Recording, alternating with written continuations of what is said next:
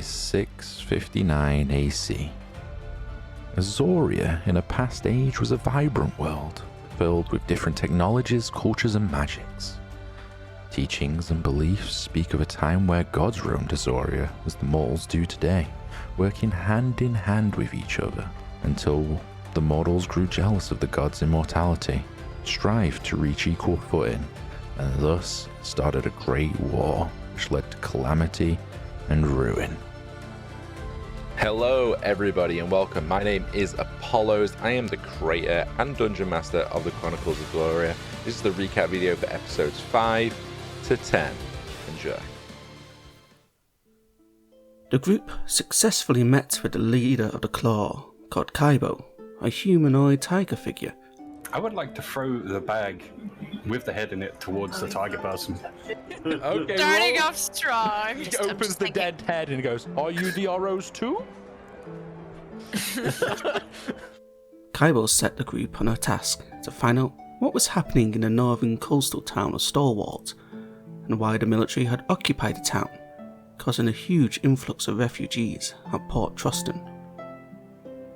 He believed they had found something within the quarry, and whatever it is, the group is to find it and bring it back to him.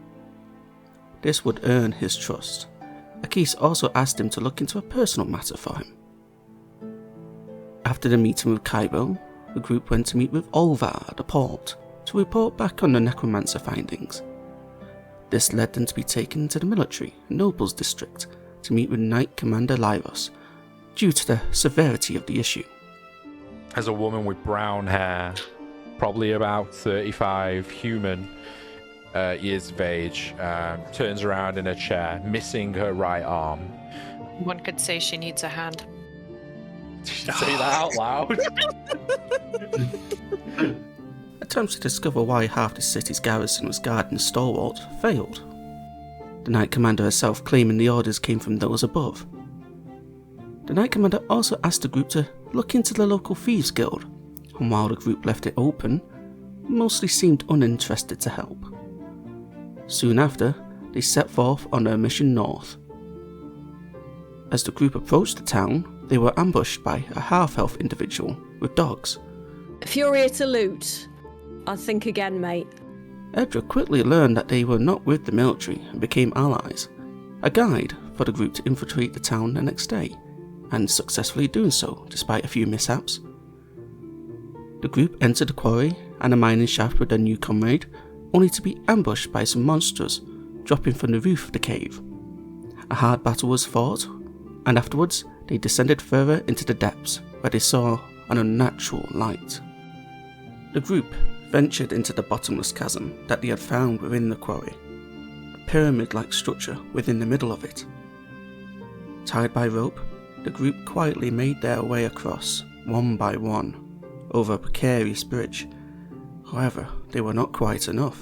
You look up in the area and you see like this, it's like the cavern wall is moving, and suddenly it's not 150 meters away anymore, it's 100 meters away.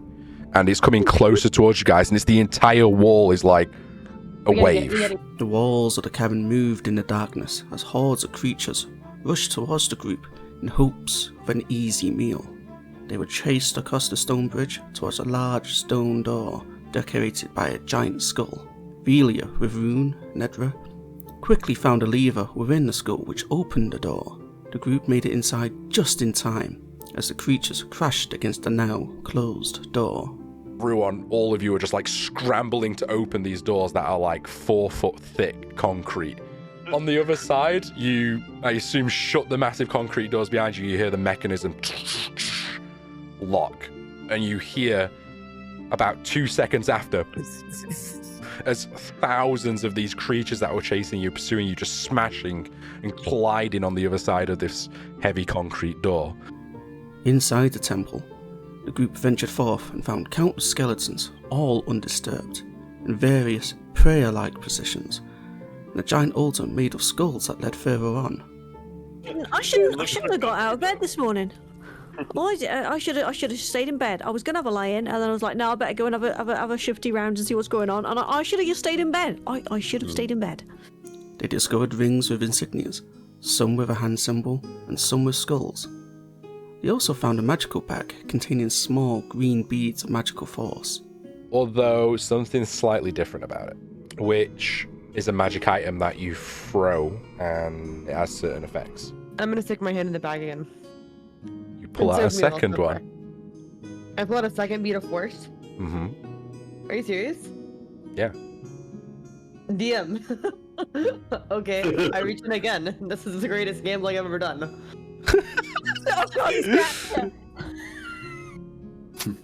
In another room, a golden great sword hilt, a ring, and a chained-up cage that held a skull-adorned jar and 2 metal orbs.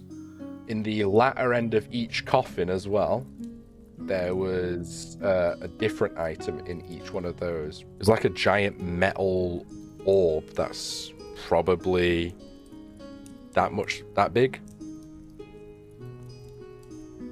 Can we ponder it? They next came across an altar flanked by gargoyle statues. Despite being briefly blocked by locked doors, the group worked out that the gargoyle statues could be turned in place to face the altar, which unlocked the doors to venture onwards and upwards.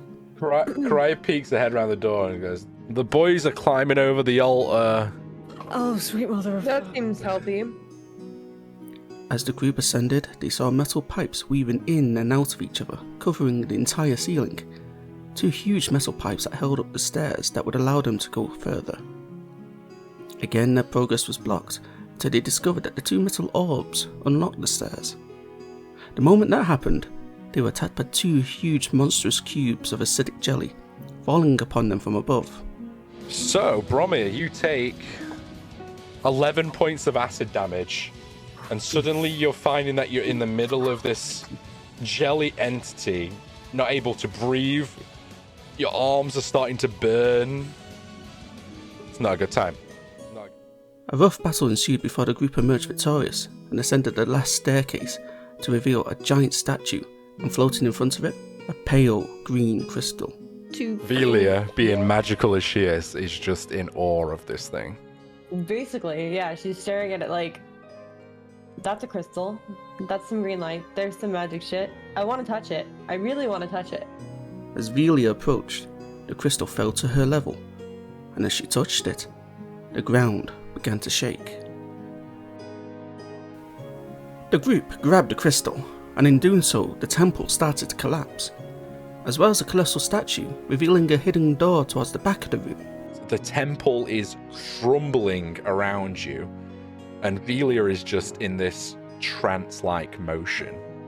The group had to decide, forwards or backwards. Pushing forwards, the group found themselves lost in a network of tunnels leading through the mountains, the collapsing temple behind them causing an earthquake lasting what seemed to be forever. Rune, however, picked up on a pair of old humanoid tracks that also led away from the temple. Following these tracks, the group finally came to a doorway out of the mountains that was once concealed but had been opened. Someone had come out before them. The group camped for the night before venturing around the mountain. Edward's knowledge of the area helped guide the group back to her house. They rested and in the morning went to inspect the town. Good news, the town seems to be okay. Most of it. Part of it has collapsed. But the mountain. Yeah. Half of it's gone. A stalwart came into view, but it was not how they remembered it days before. The river that came in from the mountains had changed, and the backside of the town had completely collapsed into a sinkhole, with the ocean moving in around it. I would thank you all for getting the guards out of my town, but we kind of wrecked it as well, so yeah. Being noticed by some faraway guards, the group turned around and made haste back to the city of Port Troston. After a week's travel, and upon entry to the city, the group heard from a town crier. You hear ringing off in the distance. Ding, ding, ding. You're a town crier. Massive earthquake felt from the northern mountains. All military personnel to report to the capital. Food shortage in areas due to farmland infections. Stock up now. The group made their way back to the Sleepy Hollow Tavern, where the Claw and Kaibo reside. Informing Kaibo of mostly everything, but lying and saying that the crystal itself was lost, Kaibo reluctantly believed the group for the most part and welcomed them into the Claw. The group had a day of earned rest and decided that more knowledge was the answer. Going to the library in the military district, the group used a letter from Portmaster Olvar to gain entrance. Guards approach you all. What is your business today? It's pretty late. How can I help? We need to get into the library. We've got, we're looking for some additional information to help a mission we've been tasked with here. Velia's vision had been recurring and playing on her mind, as well as the urge to touch the crystal. The group then chose to rest at the Red Ruby Tavern near the front gate, being provided an attic room big enough for them all. Sleep was just about to take hold when a large bonetail smashed through the roof, followed by shadowy creatures who charged the adventurers. Just as you move, you see this giant 10-foot spiked bone tail just pierce through the slate and the roof and come straight down for you, Rune.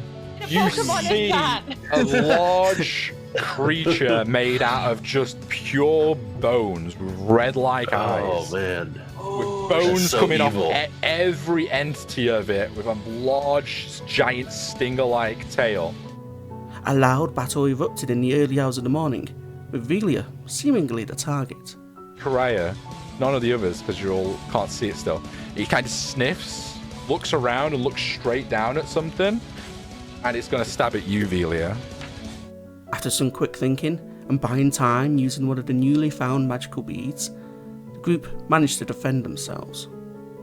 After the attack, the group quickly decided to track the beast and to avoid the inbound guards, catching up with it, scaling the huge outer wall.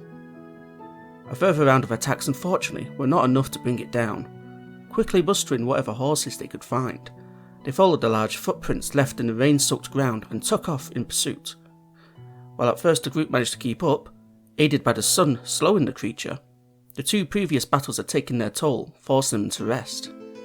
Despite this, however, they successfully tracked it close to the capital city of Troston.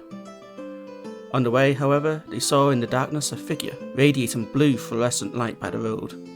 At first, like a blue humanoid figure that is slowly kind of fluorescent, glowing in the darkness, just with the moonlight. They're sat on like a lower part right next to the road, and they don't notice you because you're still about 100 feet out. As they cautiously approached, they saw a humanoid figure in a soft blue hue that had various mushroom-like elements to her body. Upon approaching, she was shy and did not fully know how to communicate. Pariah, my friends, we're looking for a big, scary thing. And I'm like gesturing big and like teeth and wings. She gave her name as Patera and explained that she was from an area called the Underdark, a vast network under the ground and in the core of the planet, and that a recent earthquake caused her displacement and cut her off from her circle. The group took Patera with them for now, promising to help her if they could. As they carried on tracking the bone creature, it led them closer to Troston City, before the trail was lost. The group decided it would be best for Patera to stay in the close-by forest, as her presence would draw too much unwanted attention, and the group went into Troston. They conducted more research in the Grand Library into the nature of the Underdark, and if there were any known ways to gain access. They discovered a potential access point in the country of Urazo, which wasn't of much immediate help. As such, they returned to Patera and planned their next steps.